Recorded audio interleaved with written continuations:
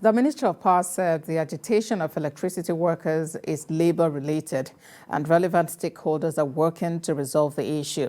Abubakar Aliyu also disclosed that the country could not meet the target of 5,000 megawatts due to gas shortage.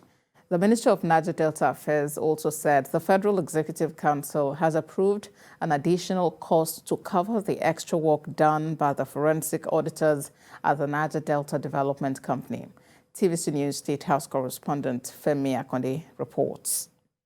Another Federal Executive Council meeting chaired by President Muhammadu Buhari.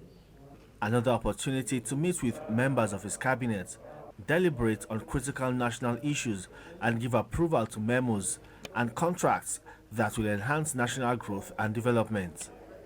At the end of this meeting, the Minister of Power, whose ministry is responsible for the current electricity blackout in the country, talked about ongoing efforts to resolve the industrial action embarked on by electricity workers and the inability of generation companies to provide sufficient megawatts. I believe maybe by now they must have settled or they have gone far on the discussion, and I believe it's something that will be settled very soon. We told you since 1st of July that we'll be able to raise it up to 5,000 when we activated the contract. And we have not been able to do so due to some issues around gas contracts, gas to power. For the Ministry of Niger Delta, the Federal Executive Council approved a memo on the additional cost of carrying out the forensic audit in the Niger Delta Development Commission.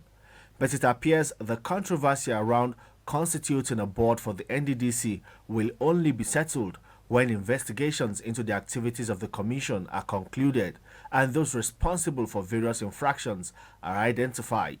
The President has submitted names of nominees for the board to the Senate.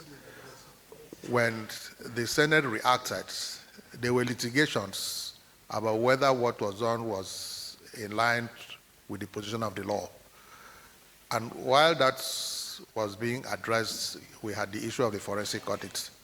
And the position of the President, when once the audit was instituted, the President made it very clear that he will wait for the conclusion, the outcome of the forensic audit. The Ministry of Power also got Council's approval for a revised estimate of the total cost for the updated rates of building structures of compensation and resettlements of the communities affected by the construction of 700 megawatts Zungeru hydroelectric power project in Niger State. Femi Akonde, TVC News, Abuja.